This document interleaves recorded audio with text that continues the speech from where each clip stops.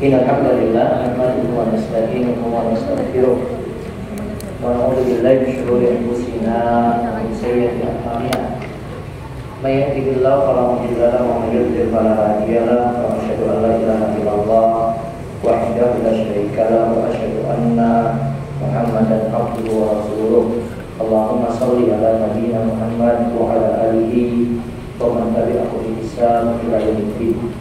Allahumma inna nas'aluka ilman nafi'a wa rizqan thayyiban wa amalan mutaqabbala. Puji syukur kita panjatkan kepada Allah, salawat serta salam semoga tercurah pada junjungan kita Nabi Agung Nabi mulia Nabi Muhammad sallallahu alaihi wasallam. Baik ibu sekalian, pagi hari ini kita dipermudah kembali berkelompok ini. Semoga Allah memberikan berkah untuk kita yang ada dan memberikan kita tambahan ilmu yang manfaat serta ilmu ini berbuah dengan semakin baik amal kita ke depannya. Baik, kita lanjut hadis Arba'in ke 36.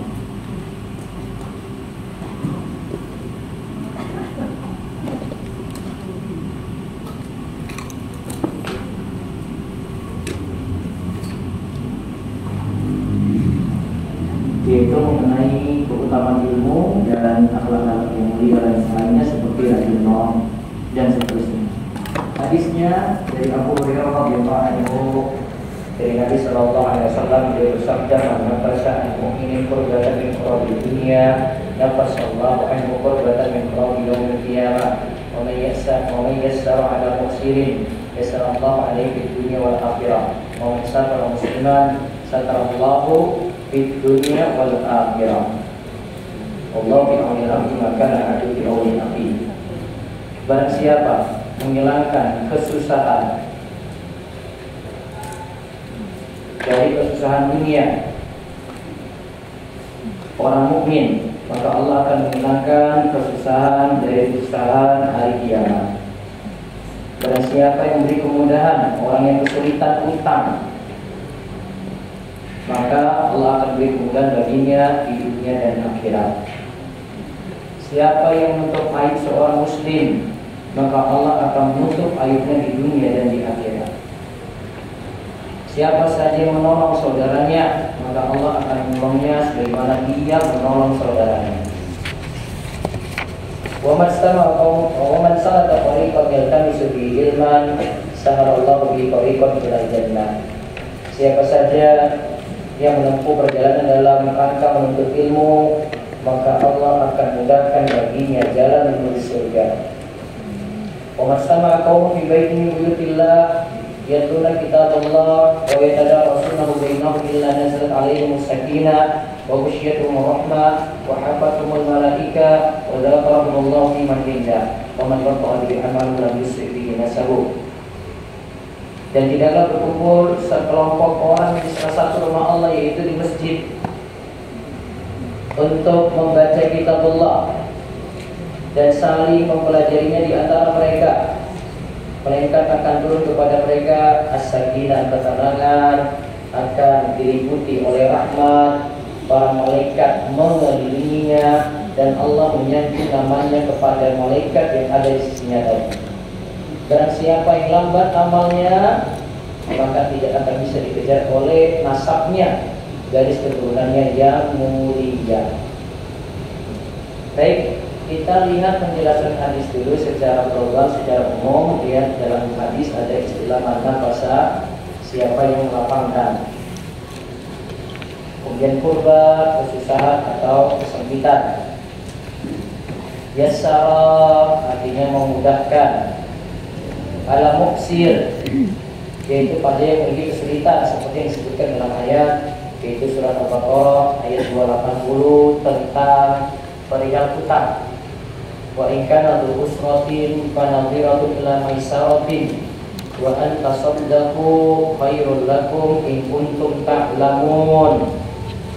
Dan jika orang yang berhutang itu dalam kesukaran, maka berilah tangguh sampai dia berkelapangan, dan menyedekahkan sebagian atau semua utang itu lebih baik bagimu jika kamu mengetahui. Al-Baqarah ayat berapa? 80. Al-Baqarah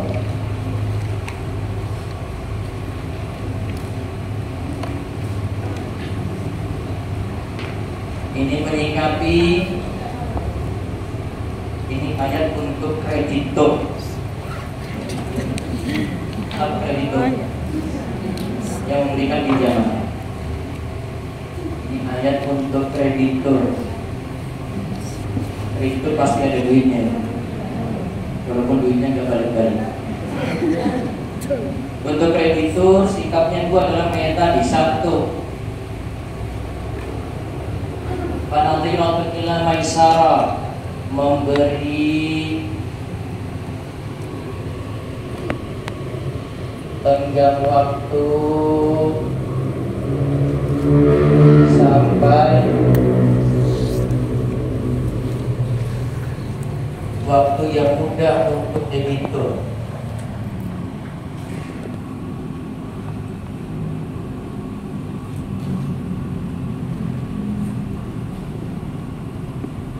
Ini sikapnya cuma satu saja, Bu. S-A-B-A-N.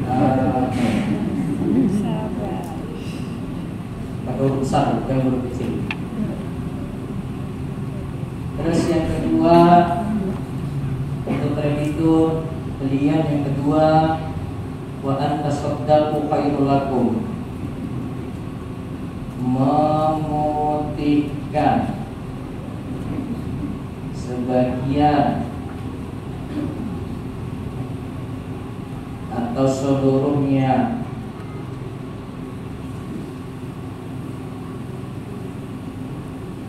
bahasa lainnya mengikhlaskan.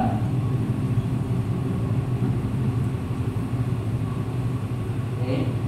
Ini masuk dalam bahasa wa mayassara ala muksirin. Jadi ini masuk dalam bahasa memudahkan orang yang susah. Itu dimasukkan dalam hadis tadi. Maka balasannya apa? Dia mudahkan dengan dua cara ini ya. Dia mudahkan dengan dua cara ini ya. Maka balasannya Allah mudahkan urusannya di dunia dan akhirat.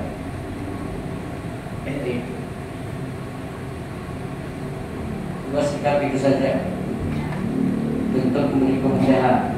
Pertama, beri tenggang waktu. Yang kedua, memutihkan.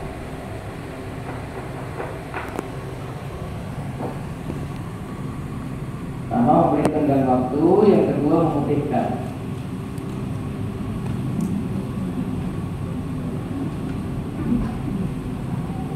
Memberi tenggang waktu bisa dua keadaan, ibu-ibu ya. Bisa dibiarkan gitu saja sampai jatuh tempo.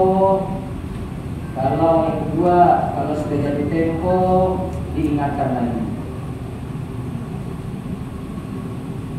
Yang tidak boleh bagaimana dari dua cara ini, di luar dua cara ini, yang tidak boleh kenakan riba. Di masa jahiliyah, jika sudah jatuh tempo,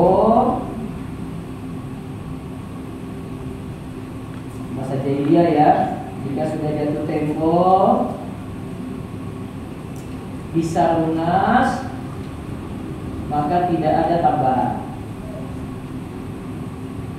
Tapi kalau belum lunas, nah, mau bayar sekarang ataukah kena riba?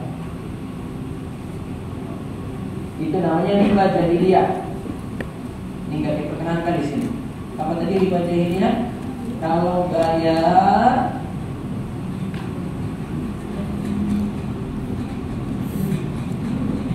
riba jahiliyah ya.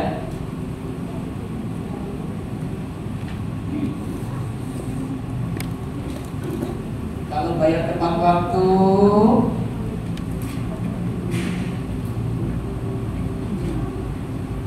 Ada tambahan nggak?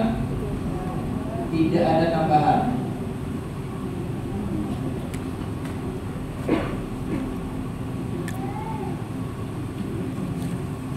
Nah, kalau sudah jatuh tempo nggak bayar, baru ada tambahan.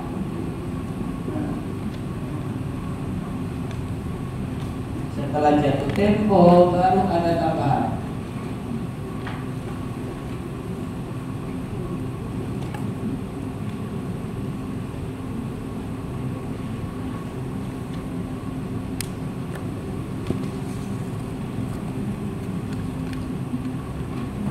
Baik. Ada bentuk riba jahiliyah yang ini? Ada, Bu? Pada apa? Pada apa, Bu? Ibu, kredit apa? Kredit sayur? Hah? Pada kredit apa? Leasing. Asal riba jahiliyah. Bukan lagi riba jahiliyah deh. Riba modern. Nggak tahu. Ada kartu kredit itu kalau bayar tepat waktu tidak ada tambahan. Kalau telat baru ada tambahan. Berarti kena riba apa? Jahiliyah. Berarti boleh pakai kartu kredit kayak gitu? Terus pakai kartu apa? Kamu nggak ada duit? Nggak usah belanja.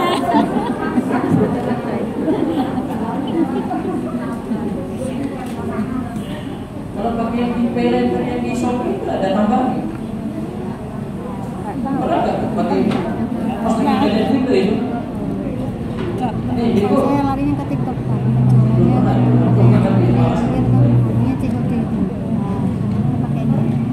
Pokoknya kalau AKP itu sejak awal memang gak ada tambahan, kalau telat baru ada tambahan, itu riba jahiliyah. Namun kalau sejak awal itu pinjam sekian, nanti sudah dihitung ada tambahan sejak awal, cicilnya sudah ada tambahan, itu bukan riba jahiliyah, itu lebih parah daripada riba jahiliyah. Iya. Riba jahiliyah kan ceritanya kalau jatuh tempo nggak bayar baru kena. Jadi masih sekali kalau riba zaman dulu. Walaupun parah juga, ini masih penting daripada zaman ini. Belum kena pinjol loh itu. Apapun deh kalau kena pinjol itu. Ada yang cerai itu cuma gara-gara pinjol aja.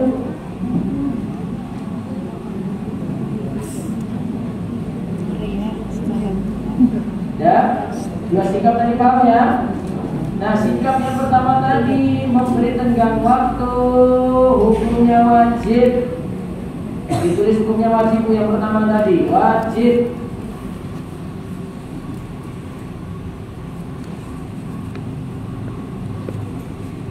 Mau dituntut banyak sabar kalau pinjamin orang tua. Kalau nggak mau sabar, nggak usah pinjamin. Bikin sakit hati aja. Terus yang kedua tadi apa? Memutihkan, mengikhlaskan, hukumnya sunnah.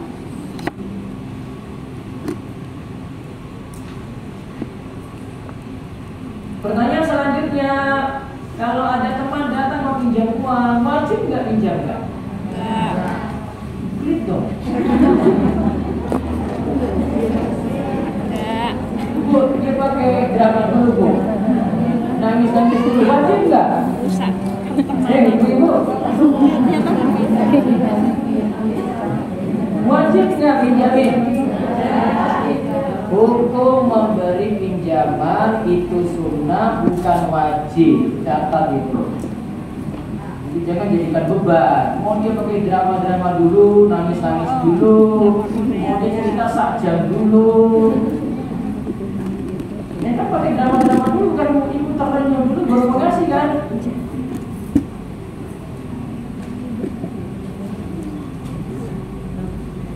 Awalnya dia kejar ibu aja kemanapun itu. Ibu mau kasih tahu tempat di ujung dunia manapun, kejar dia.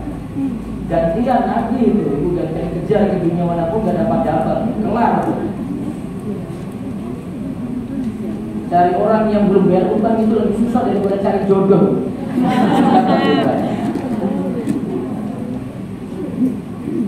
Jadi jodoh mah nanti gampang tuh.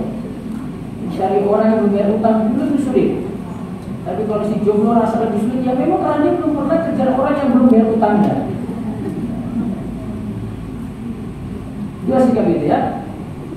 Sekarang milih yang mana di antara dua ini? Milih yang taat wajib apa yang sunnah? Ibu, siap ikhlaskan atau berikan waktu? Berikan waktu nggak jelas. Berikan waktu nggak jelas. Bisa sebulan, bisa setahun, bisa 2 tahun, bisa 5 tahun, bisa 20 tahun tuh. Pilih yang mana, nomor 1 atau nomor 2 tuh? Ibu, siap ikhlaskan? Siap? Tergantung nominalnya. Insya Allah saat ini siap ikhlaskan?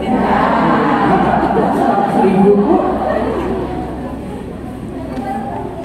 200 siap? Ya. 200 juta. Mikir. 2M tuh, mikir terus 2M. Sakitnya. Hah? Kita harus mengikhlaskan yang sampaikan enggak? Uang PA di bagian kedua bagaimana mau menyampaikan? Bukan hanya nominal aja, mungkin dan sampai ikhlaskan. Karena sudah capek. WA diblokir. Namun saran saya kalau tahu dia masih mampu, jangan ikhlaskan dulu. Sekarang ini belum bayar, mungkin karena belum ada duit. Siapa tahu nanti bulan depan dapat warisan dia. Padahal ibu sudah ikhlaskan kan, sudah WA lagi. Saya capek bagi kamu ini. Dan ikhlaskan semuanya 2 miliar tadi. Ternyata dia dapat waris 4 miliar. Sakit nggak itu? Sakit banget. Ini bukan hanya lihat besar uang Bu. Karena kita sudah capek juga. Jangan dalam hati ikhlaskan itu, ngomong ke dia. Jangan dibatin, karena nanti kita mungkin lagi. Nanti nggak ikhlasin itu namanya. Karena tahu dia tiba-tiba jadi sultan baru emosi itu. Akhirnya tiba-tiba dia sudah ada di Paris tuh. Sudah pakai duit ibu nanti yang 2 miliar. Sakit nggak?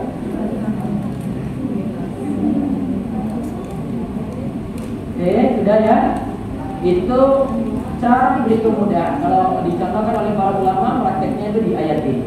Wa in kana usratin fanadhiratan ila maisarah wa an tasaddaqu khairul lakum in kuntum ta'lamun. Namun para ulama itu katakan ayat ini tidak hanya berlaku untuk orang yang sulit bayar utang, tapi berlaku juga untuk orang yang punya kemudahan bayar utang. Sama. Jadi bukan hanya untuk orang yang susah, berdasarkan hadis juga untuk orang yang mudah bayar. Percikapannya sama. Walaupun bikin sebalnya itu kalau ada orang yang sudah mampu itu nggak bayar-bayar. Kenapa dia punya uang kok dia nggak mau bayar? Kenapa? Kenapa? Hemat-hemat. Apalagi dia masih nganggap ibu itu duitnya banyak, makanya nggak mau bayar. Makanya ibu jadi kere dulu. Itu cara pikirnya Bu. Ini masih punya mobil bagus, kok biarin aja. Itu cara pikirnya. Coba lihat kalau ini ibu sakit parah gitu ya, atau jatuh miskin gitu, baru dia kasihan itu. Posisinya kalau masih sama dia nggak mau kasih. Cara berpikir dia di si debitur kayak gitu. Dan ayat ini tadi berlaku untuk kreditur apa debitur yang tadi saya bilang? Ada siapa? debitur? Debitur, tolong jangan pakai ayat ini kirim WA ke debitur, ke krediturnya. WA, ayat ini bagus sekali. Balas lagi tuh bang, biasa tidak tahu diri kamu. Atau sampai dia tulis di bawahnya, tolong dianggap lunas dong, aja. Jadi itu diposisikan dulu. Diposisikan itu gimana dalilnya? Dalilnya itu kreditur. Debitur kalau pada dalil ini dia cuma, oh iya ya, jadi ada kreditur yang kayak gini sikapnya ya, masih baik dengan saya ya. Kok saya nggak mau buat baik juga ke dia ya, bayar-bayar ya, gitu. Karena jadi pembelaan. Yang ini ikut lagi kajian saya, terus kirim pesan lagi, tuh dipotong ini buletinnya. Kelak deh. Nah, sekarang yang berikutnya, wa man satara musliman. Siapa yang menutup aib orang muslim? Kalau menutup aib itu namanya menutup aib, aibnya tertutup, bukan aibnya dibuka. Iya kan? Kalau dalam keadaan ditutup, orang lain nggak boleh buka. Nah, kalau dalam keadaan dibuka, ya sudah, salah mudiwi. Kenapa buka aib? Maka dikatakan sini menutup aib yang berkaitan dengan muru'ah, kesopanan, aib dalam agama dan amal. Kalau aibnya dibuka, salahnya buka aib. Padahal Allah sudah tutup. Atau terang-terangan dia belah aibnya. Sudah salah di situ. Aib yang ada ditutup. Baik aib diri sendiri, aib pasangan, aib istri, aib suami, nggak boleh dibuka. Maka oleh di sini katakan, "Waman satara musliman." Siapa yang tutup aib seorang muslim? Berarti orang terdekatnya pun asalnya dia tutupi aibnya. Ini sangkut pautnya dengan muru'ah, ada aib masalah agama, ada aib masalah amal. Dan di sini bukan berarti tidak ada ilmu jarah wa ta'dil. Dalam ilmu hadis itu ada istilahnya jarah wa ta'dil, memberikan penilaian positif dan negatif. Oh, si ini gimana keadaannya, oh ini ya yang meriwayatkan hadis ini gimana ya? Oh, dia itu tukang bohong, dia itu meriwayatkan hadis itu lemah, dia itu meriwayatkan hadis yang dhaif. Oh, ini kan namanya bukan aib, tapi untuk kepentingan bersama, kepentingan kaum muslimin, sehingga tidak sembarangan mengambil hadis, menyimpulkan hadis, menggunakan hadis.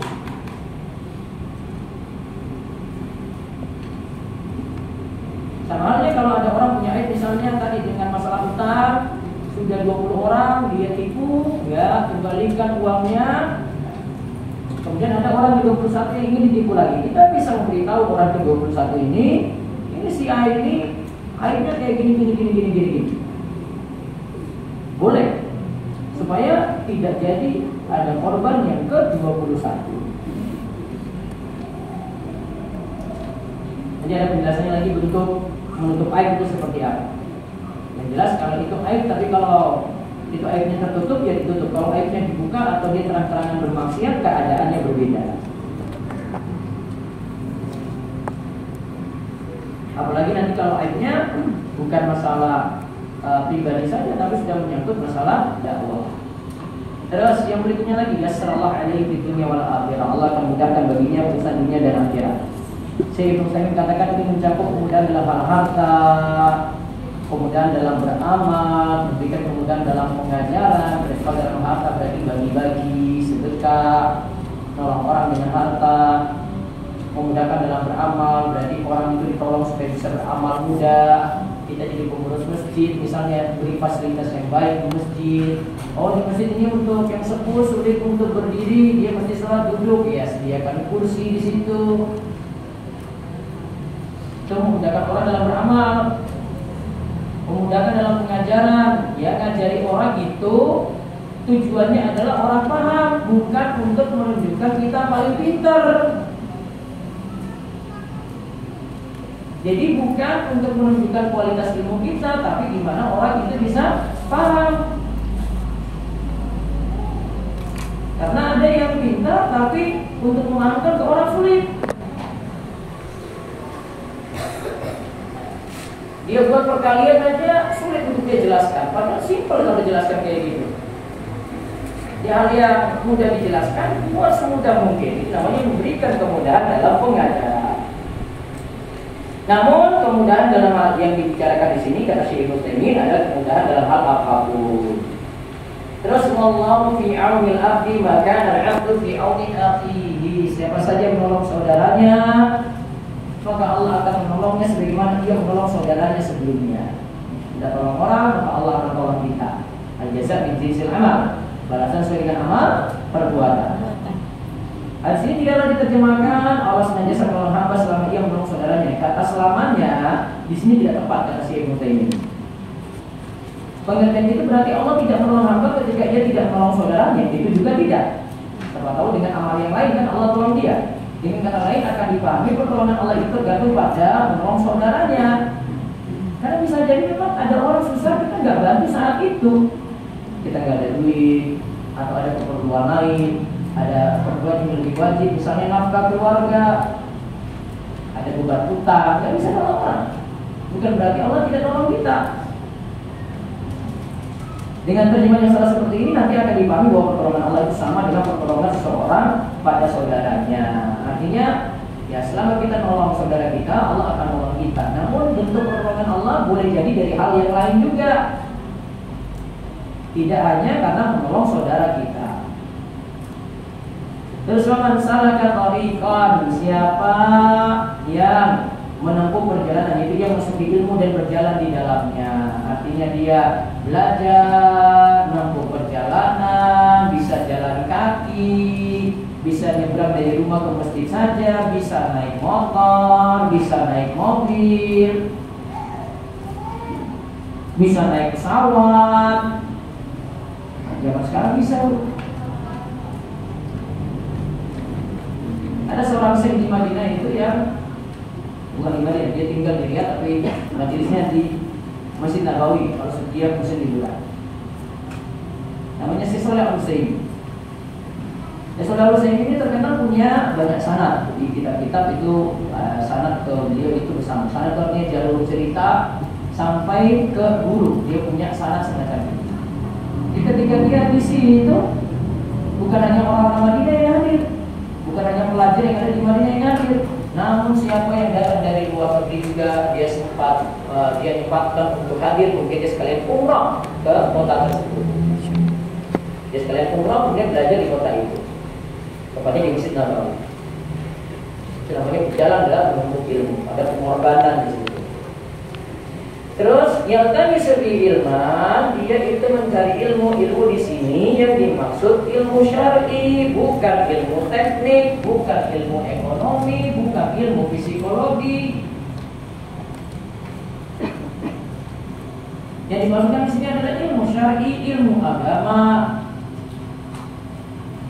Jadi hadis kalau bicarakan tentang ilmu, awalnya dibawa dulu ke ilmu agama.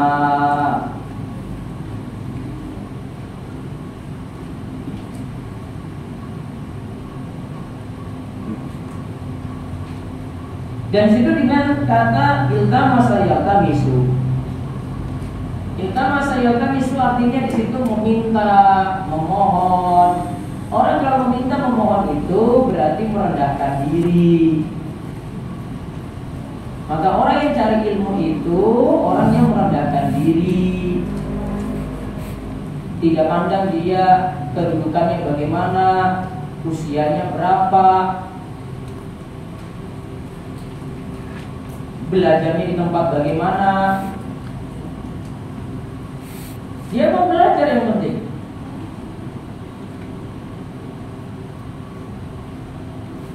Itu maksudnya yaltami sebi ilman. Maka kalau orang mencari ilmu harus ada bentuk kerendahan diri. Gak boleh cari ilmu dengan kesombongan, nanti gak dapat. Bahkan ilmu yang sudah didengar berulang kali, ya mesti diulang-ulang lagi. Kemudian siapa yang cari ilmu tadi, sa'alallahu lahu tariqan ilal jannah, ia akan dimudahkan oleh Allah pada jalan menuju surga. Allah memberinya hidayah, taufik pada jalan menuju surga.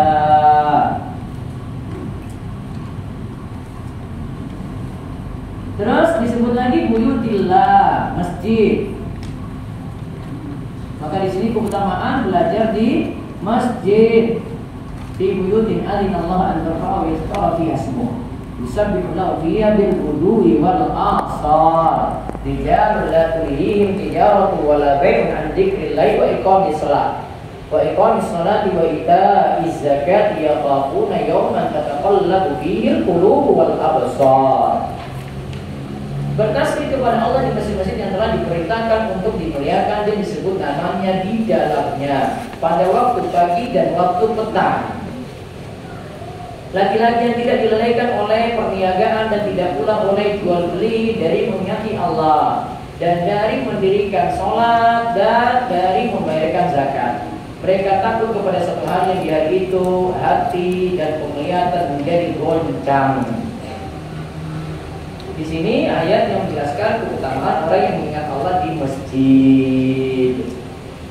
Walaupun kalau banyak tempat selain masjid juga boleh, tetap juga diberkahi tempat tersebut karena adanya ilmu di situ. Tapi yang lebih utama belajarnya itu di masjid. Yatluna kitabullah, mereka membaca kitabullah, yaitu membacanya secara lafaz dan makna, termasuk juga mempelajari makna Al-Quran. Jadi belajar Al-Quran itu Bu ada dua model. Yang pertama belajar lafaz. Lafaz itu cara baca. Yang kedua belajar makna. Berarti kandungan arti di dalamnya.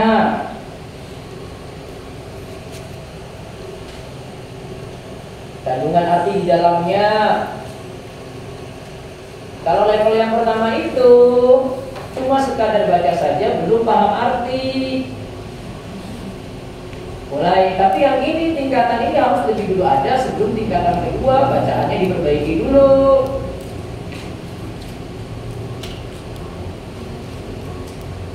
Dia bacaannya belum benar diperbaiki. Cara bacanya gimana, panjang pendeknya gimana, kapan dibaca 2 harokat, kapan 5 harokat, dengungnya seperti apa, ketemu huruf apa baru dengung, kolkolahnya bagaimana. Jadi belajar cara baca dulu, cara melafazkan. Baru yang kedua belajar dari sisi makna, mulai dari belajar bahasa Arabnya, tahu artinya.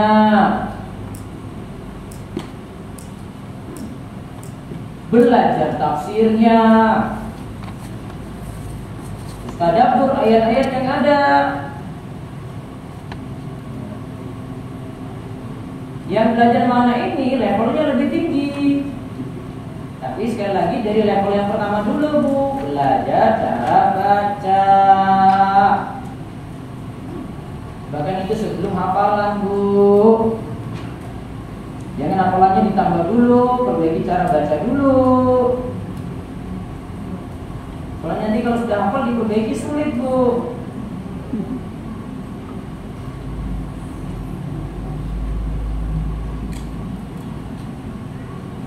Nah, dari sisi makna tadi lebih mendalam, dan sampai tingkatan belajar maknanya ini perlu perjuangan. Sampai mendalami bahasa Arab itu butuh effort, butuh kerja keras. Awalnya diawali dengan mumet dan tidak paham dulu. Kayak gitu memang. Kalau sudah belajar bahasa Arab itu awalnya nggak paham dulu, ya memang nggak paham dulu. Dibuat pusing dulu. Jadi kalau sudah logikanya sudah jalan, dia nyambung di logika, ilmu bahasa Arab itu ilmu logika.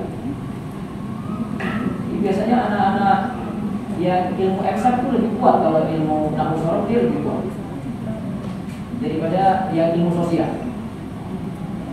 Ilmu eksak itu dia lebih kuat kalau di pelajaran nahwu dan sorof, karena dia lebih dekat ke kaidah-kaidah. Apalagi kalau anak teknik. Anak teknik itu dia pelajari logika loh, cara pikir. Dia pelajari rentetan cara pikirnya itu dia dapat dari situ. Sehingga dia tahu buat kalimat yang sistematik bagaimana. Kalau orang teknik dia nyusun kalimat dan dia nyusun tulisan, dia buat sistematik. Dia buat judul, habis itu dia buat sub judul dulu, habis itu diuraikan satu-satu. Rata-rata kalau buat paragraf itu nggak terlalu bertele-tele, singkat-singkat aja. Yang penting poin-poin. Poin A, poin B, poin C, poin D, sudah. Karena cara berpikir hasilnya beda. Mungkin ada yang tanya, Ustaz kok saat ini dari dulu ilmu tekniknya kok nggak dipakai? Cara pikir saya berbeda. Cara pikir saya berbeda dengan anak pondok. Logika berpikirnya beda. Terangkan sesuatu itu masih bekas ilmu teknik di saya. Belajar 4 tahun loh itu. Dan mata kuliah yang nggak lulus-lulus nggak ada. Nggak pernah dapat D, nggak pernah dapat E, cuma C aja gitu. Cara berpikir. Terus wayat ada rasulahu, wayat ada rasulahu, bainahum. Mereka belajar Al-Quran satu sama lain. Maka belajar Al-Quran tipe yang paling bagus. Ada yang baca, ada yang dengar. Jadi saling menyimak gitu bu. Maka kalau lagi simak Al-Quran, jangan semuanya baca, harus ada satu yang dengar bu. Kalau baca bareng-bareng nggak ada yang dengar, itu kan belum tentu semuanya benar bu. Mereka yang berkumpul di masjid dan saling mempelajari Al-Quran, maka akan mendapatkan di sini yang mereka dapat ya. Bisa kasih poin itu bu. 1. Mendapatkan sakinah, ketenangan hati dan lapangnya dada. Yang kedua, mendapatkan rahmat dari Allah. Yang ketiga, dikelilingi malaikat. Yang keempat, Allah menyebut mereka isi malaikat yang lebih mulia.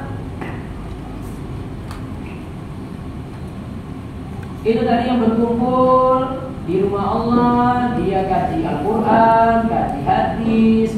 Kemudian dia saling mempelajari Al-Quran, buat apa di situ? Dapat sakinah, tenang hidupnya. Keluar dari majelis, galau lagi. Yang kedua, dia dapat rahmat, dapat kasih sayang Allah. Dia dapat cahaya ilmu, penerangan di situ. Kalau haram jadi tahu, itu bentuk rahmat dari Allah. Yang ketiga, dikelilingi malaikat. Bukan dikelilingi emak-emak saja. Kalau dikelilingi emak-emak yang kerumbit, dikelilingi malaikat bu. Yang keempat, selain dikelilingi malaikat, Allah sebut-sebut orang ini di sisi malaikat yang lebih mulia. Si fulan itu berada dalam majelis itu dia dengan Allah. Sanjung-sanjung dia. Kalau kita boleh dengan keluarga saja, kalau kita disanjung-sanjung, wah, senangnya bukan main. Ini Allah yang sanjung, dia ada makhluk yang mulia lagi. Jadi kalau kita sanjung dia ada orang yang mulia, nah senangnya luar biasa. Sama seperti itu keadaan. Bahkan lebih daripada itu karena disanjung di sisi malaikat yang mulia. Oman batar bi amalul musyrik bihi nasabu. Siapa yang menunda amalan, malas beramal, maka garis keturunannya tidaklah manfaat. Mau dia keturunan seorang nabi, keturunan ulama, keturunan kiai, keturunan ustaz, keturunan tokoh, tetap harus beramal. Karena kita tahu yang paling mulia, yang paling bertakwa. Inna akramakum indallahi atqakum. Yang paling mulia di sisi Allah adalah yang paling bertakwa di antara kalian. Bukan yang paling kaya, bukan yang paling miskin, tapi yang paling mulia adalah yang paling bertakwa. Baik, sekarang kita bahas menuntut ilmu itu jalan ringkas menuju surga. Dalam hadis kan disebut wa man salaka tariqan yaltamisu bihi ilman sa'allahu lahu bihi tariqan ilal jannah. Siapa yang menempuh jalan untuk mencari ilmu, maka Allah akan memudahkan baginya jalan menuju surga. Ibnu Rajab Al-Hambali rahimahullah berkata bahwa menempuh jalan dalam menuntut ilmu ini ada dua makna. Satu, menempuh jalan secara hakiki, yaitu berjalan menuju majelis ilmu. Bisa jalan, bisa naik motor. Jadi ini beda kalau ngaji di YouTube, Bu. Beda dengan ngaji di Zoom. Tapi sama-sama dapat ilmu, tapi rasanya beda, Bu, karena butuh perjuangan. Di Zoom kalau ngantuk kan gak ketahuan di Zoom itu. Iya kan? Dia gak perlu dibuka kamera itu, gak perlu. Cuma ustaznya aja yang kuat-kuat yang ngomong-ngomong, itu sudah ngantuk tidak di ini, sudah ngantuk tuh di rumah. Beda, Bu, kalau kesini, Bu, kalau ngantuk ketahuan. Nih, ibu sadarlah yang ngantuk, Bu. Aku ketahuan ya. Pura-pura nunggu ketahuan juga, Bu. Dulu mau ngapain?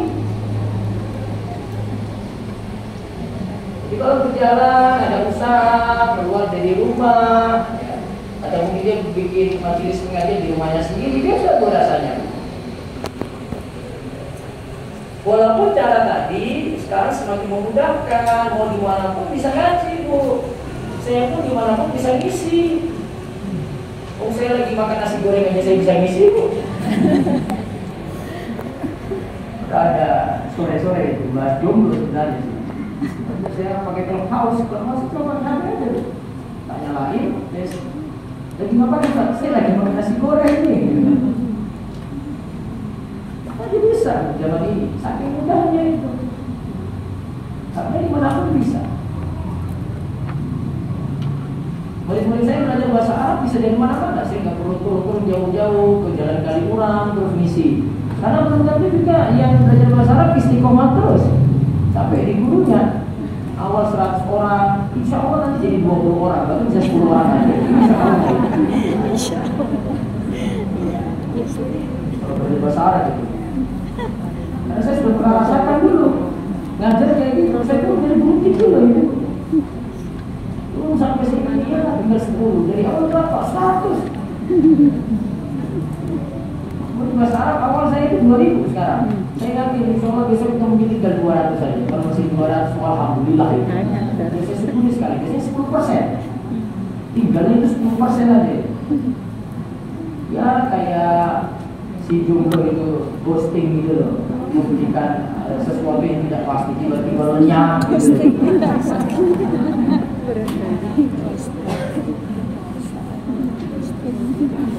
Kalau sudah rasakan itu enak, Bu, karena perjuangan kalau langsung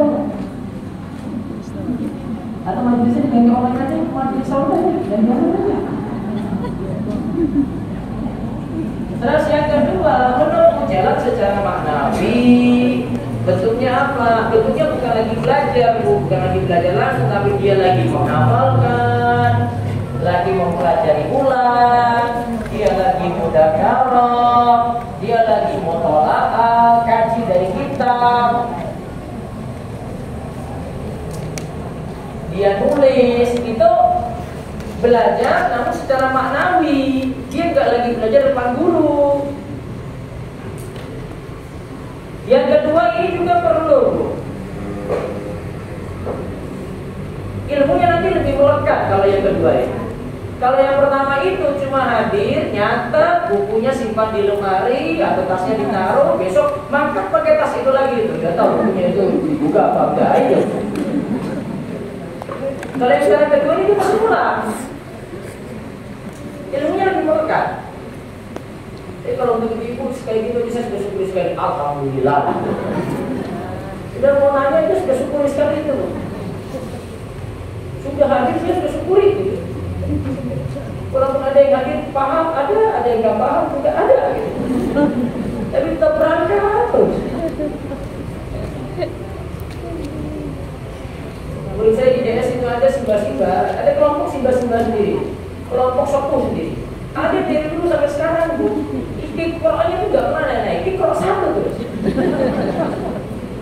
Tapi berangkat terus. Saya kelompokkan mereka itu di kelas PAUD.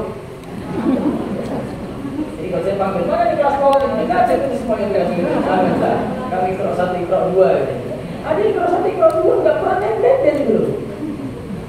Tapi berangkat terus. Kalau berarti ketika nyetor, Mbak, besok diulangi ya. Ayo.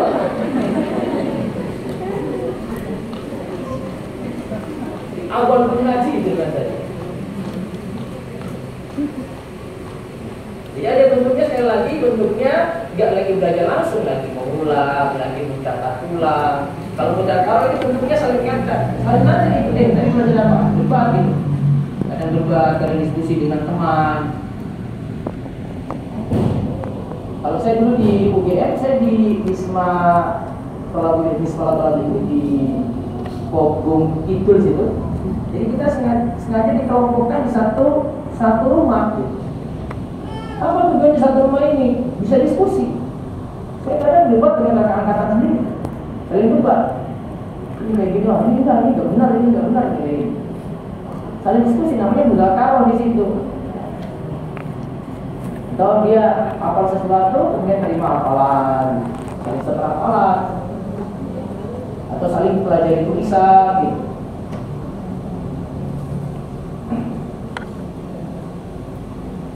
Dan nanti tipe orang beda-beda tuh. Ada yang cuma ngulang saja, Ustaz itu ada yang tipenya ngulang saja, dia baca buku, kemudian dia terangkan. Atau ada yang plek baca dari buku, kemudian dia terangkan. Ada yang butuh persiapan itu nulis dulu baru sampaikan. Kalau saya tipenya itu yang terakhir, saya nulis dulu. Sehingga ini tulisan saya murni. Jadi datang di sini saya nggak pernah buka buletin ini, nggak pernah. Karena sudah saya tulis, jadi tahu ini bahasanya apa. Jadi ikatnya saya itu dengan nulis. Kalau ada faedah yang penting saya tulis lagi nanti. Ini ada dua cara ya. Maka ini menunjukkan bahwa siapa saja berjalan, mungkin ke majelis pakai sepeda, ada yang ke majelis ilmu pakai kendaraan, sudah termasuk dalam bahasan hadis ini. Begitu pula yang begadang dalam menghafal. Jadi belajarnya itu sampai begadang Bu. Sampai tengah malam gitu. Jadi dia boleh sampai tengah malam, dia menelaah sampai tengah malam. Memang harus ada waktu seperti ini kalau ingin serius ilmunya itu lekat. Orang kalau tanya dia serius belajar itu malamnya itu masih begadang. Kalau kita malamnya masih lihat YouTube itu nggak kelar-kelar itu lihat short di YouTube itu. Ini dia buka-buka, belajar sesuatu, dia baca lagi, kemudian nulis. Itu juga termasuk bagian dari pahala di atas, sama. Jadi di sini dia lagi proses belajar yang sifatnya maknawi. Bahkan semakin besar kesulitan yang diderita, semakin besar pula pahala yang diperoleh. Jadi makin sulit dia itu ketika belajar, pahalanya makin besar diperoleh.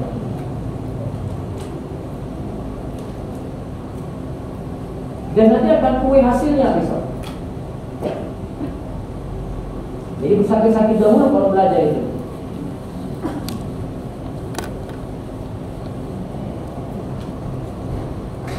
Maka semakin sulit semakin besar pahala. Ini kaidahnya ya, semakin sulit semakin besar pahala.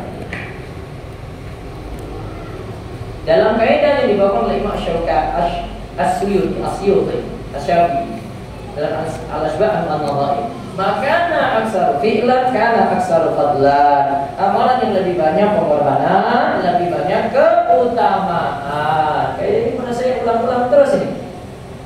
Maka kalau belajarnya susah payah, itu makin besar pahala. Dia makan waktu yang banyak, dia makin begadang malam. Tadi mungkin gitu. Dalam kaidah di atas diambil dari hadis Aisyah radhiyallahu anha. Aisyah katakan Rasulullah SAW bersabda, "Walakinna ala qadri nasabika." Pahala itu tergantung usaha yang dikorbankan. Imam As-Sarkasi mengatakan, "Al-'alamu kullama kathura wa shaqqa kana afdalu mimma laysa kadzalik." Amalan yang semakin banyak dan sulit lebih afdal daripada amalan yang tidak seperti itu. Namun kalau ada fasilitas mudah juga dimanfaatkan. Ibu mau ke sini bisa jalan kaki, bisa naik motor. Yang mudah yang mana, Bu? Naik motor. Jangan dipersulit. Mau saya jalan dari kilometer 13 anak ke sini jalan kaki aja. Kalau motornya ada, bensinnya ada, nggak ada bensinnya. Biar makin besar pahala kalau makin sulit. Kita namanya bisa menyusahkan diri. Saya datang ke kajian, mobil saya ini ada AC ini. Biar makin sangat panas, makin sumuk, makin keringat, saya makin AC-nya saja. Tak kebakar di dalam mobil itu. Susah-susahkan diri, Bu. Jadi ada yang mudah, pakai cara yang mudah. Sama seperti orang mau pergi berhaji itu ada cara yang mudah, pilih cara yang mudah. Dia nggak perlu jalan kaki, nggak perlu naik sepeda sampai ke Arab gitu. Mengorbankan nyawa juga Bu itu terbang. Kalau ada cara yang mudah, pilih cara yang mudah. Misal saya dari segi biaya nggak bisa, ya memang nggak wajib, ya sudah. Jadi yang dimaksud makin sulit, makin besar pahala jika tidak dibuat-buat. Memang dia alami seperti itu. Dia berada di daerah dingin misalnya, bangun tahajud mesti berwudu dengan air dingin sekali. Ya sudah, dia pahalanya makin besar karena lawan cuaca yang dingin tadi. Dari sisi belajar, nanti dalam sisi ibadah juga demikian Bu. Yang aktivitasnya lebih banyak, pahalanya lebih besar. Maka sholat tahajud berapa rakaat yang paling afdal? Tahajud berapa rakaat yang paling afdal? Itu kayak dari Imam Suyuti tadi Bu. Maka aksal fi'lan kana aksal fadlan. Berapa berarti? Paling banyak. Paling banyak paling afdal. Sholat witir, berapa rakaat yang paling afdal? Paling banyak, maksimal 11. Berarti afdalnya 11. Sholat witir 3 rakaat bisa dengan 2 cara, 2-1 atau 3 sekaligus. Mana yang paling afdal? 2-1 karena aktivitasnya lebih banyak. Aktivitasnya lebih banyak. Sholat duha berapa rakaat yang paling afdal? Paling banyak paling afdal. Namun yang paling minimal berapa rakaat? 2 rakaat. Berlaku di situ. Kecuali nanti dalam suatu kondisi, ya, bukan dinilai dari paling banyak, bukan dinilai dari paling lama, tapi yang paling mendekati sunnah Nabi SAW. Seperti misalnya Nabi SAW katakan tentang sholat sunnah fajar. Beliau ketika sholat sunnah fajar itu kata Aisyah, saya sampai mengira ini Nabi SAW nggak baca surat Al-Fatihah ini, saking cepatnya. Padahal dia baca. Karena ketika sholat sunnah fajar itu Nabi SAW sholatnya ringkas. Rakaat pertama Al-Fatihah, Al-Kabirun, rakaat kedua Al-Fatihah, Al-Ikhlas. Maka yang paling bagus bukan yang paling lama. Yang paling bagus di sini paling ringkas seperti yang Nabi Sallallahu Alaihi Wasallam kerjakan. Jadi dalam beberapa kondisi nanti dilihat lagi mana yang paling afdal di sini. Nah, yang berikutnya itu tentang mudah menuju surga. Nanti kita akan bahas insyaallah di pertemuan berikutnya. Bismillah. Ada pertanyaan? Dari awal nanti mau layak dulu. Ayat.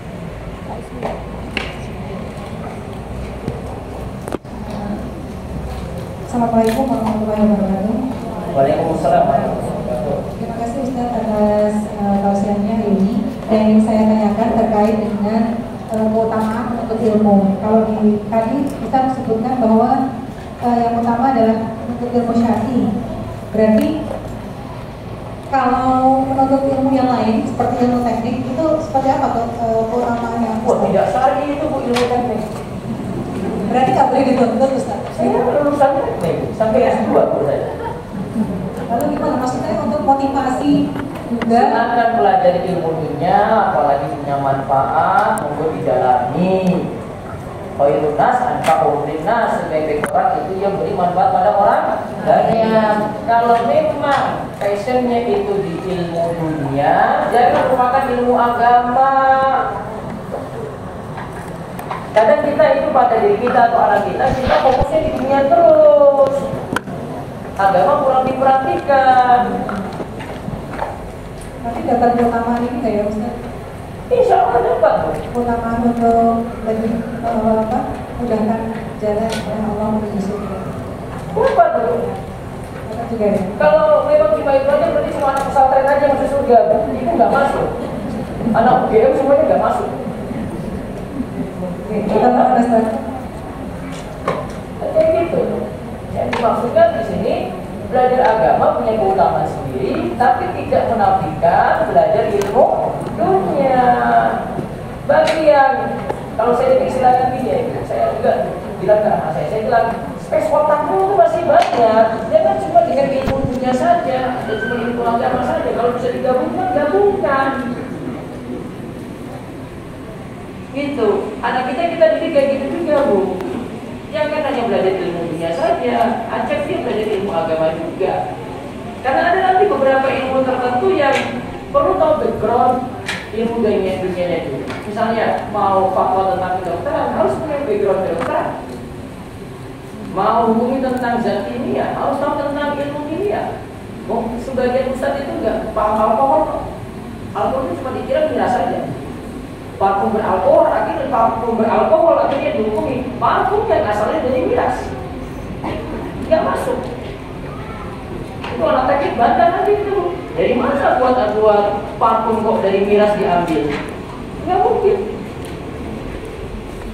Miras harganya mahal, kok ditaruh di parfum yang itu cuma jadi solvent, cuma jadi pelarut. Nggak mungkin akhirnya parfum jatuh lebih murah daripada miras. Nggak masuk di akal. Nggak masuk otak itu. Sebagian ustaz itu kan parfum beralkohol itu parfum yang ada miras. Makanya waktu saya temukan keterlibatan kayak gini, saya sampai konsultasi ke dosen saya. Ternyata saya pelajari agama ini sebagai ustaz itu kayak gini, Bu. Masa yang dilihat ibu semuanya miras dianggap itu? Alkohol dianggap miras semua? Salah. Itu karena kelemahan di ilmu dunianya. Coba masalah waris, kalau nggak paham ilmu dunia, Bu, kelar itu 1,5 saja nggak bisa. 1/1/8 nggak tahu loh, Bu itu. Dan saya pernah ngajari kayak gini di arah pondok, ilmu dasarnya nggak bisa kayak gini. Padahal ini ilmu dasar sekali. Saya yakin kalau dasarnya nggak bisa, waris nggak bisa. Pengurangan gampang aja, waris itu kan cuma angkanya udah 1/4/8, 2/3/6. Cuma tentang angka gila ini, pecahan saja yang dipakai.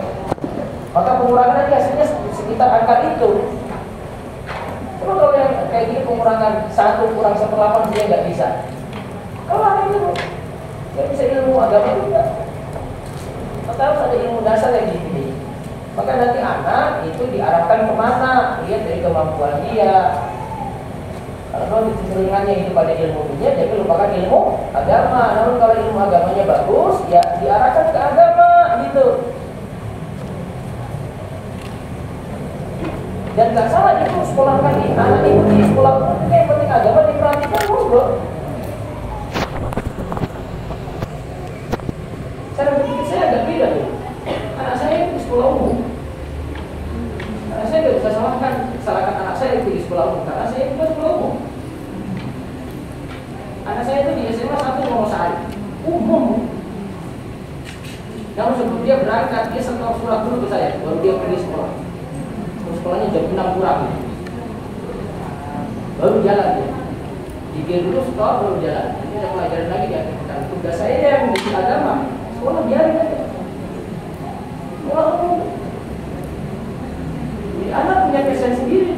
Kenapa anak saya bikin sekolah umum, Bu? Dia cuma lihat saya aja, bapak aja di UGM, saya masuk UGM juga. Ya udah, saya mau bantah gimana coba? Kalau tidak, saya dari UGM harus keluar dari dulu berarti. Enggak, saya tuntaskan di UGM. Bahkan S2 saya ambil juga teknik kimia. Ambil itu, lulus gitu. Enggak main keluar loh, selesaikan. Semoga apa? Ada lagi? Assalamualaikum warahmatullahi wabarakatuh.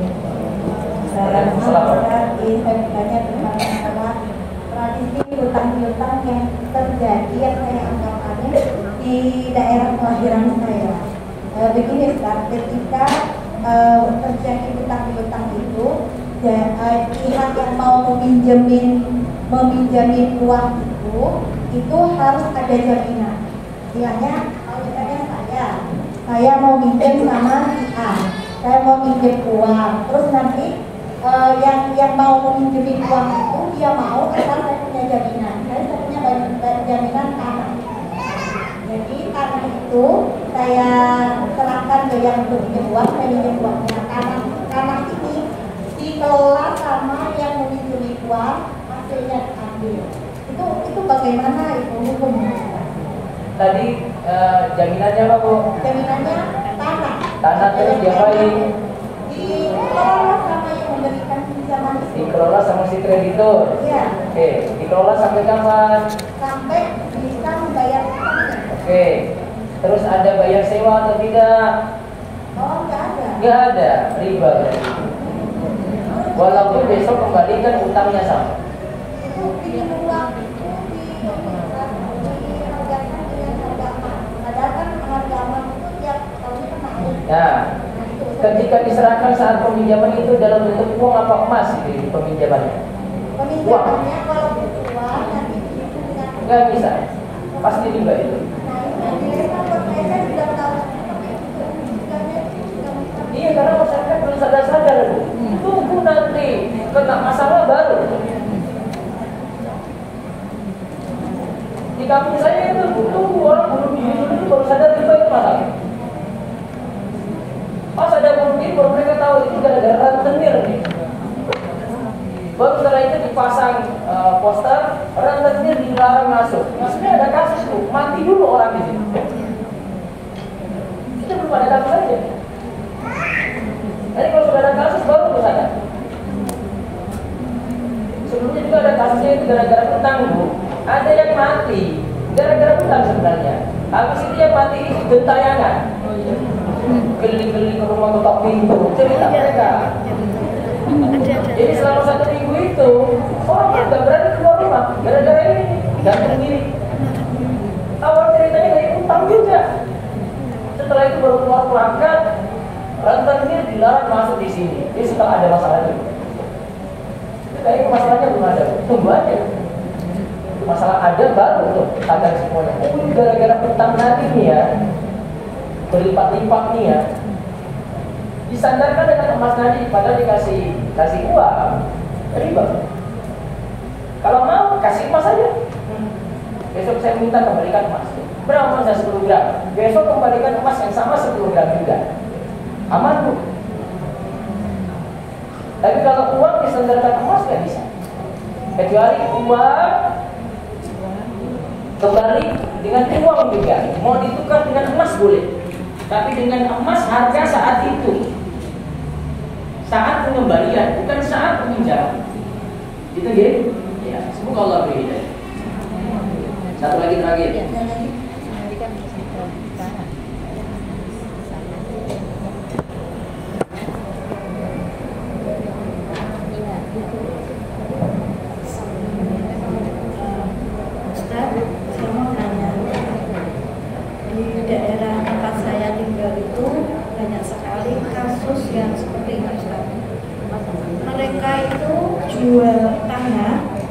Jual tanah pada orang, tapi salahnya itu tanah itu tuh milik keluarga, belum dipecah-pecah gitu.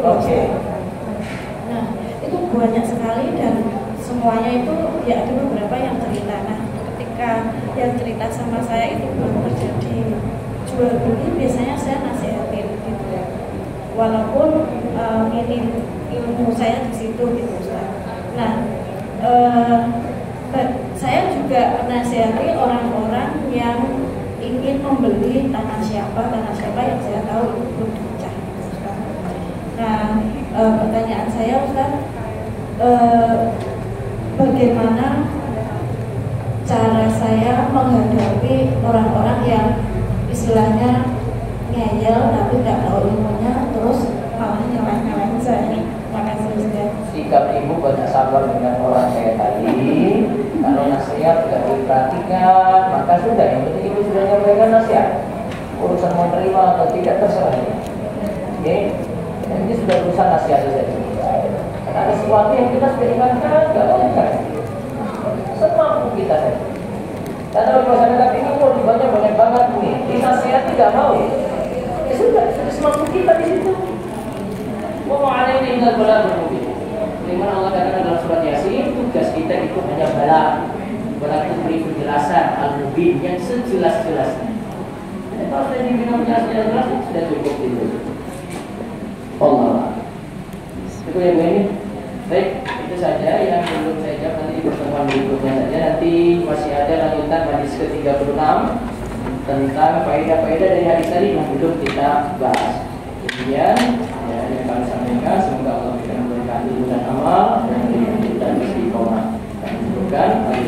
Assalamualaikum warahmatullahi wabarakatuh. Alhamdulillah, setelah sudah kajian kita pada pagi hari ini, semoga ilmu yang kita dapat menjadi ilmu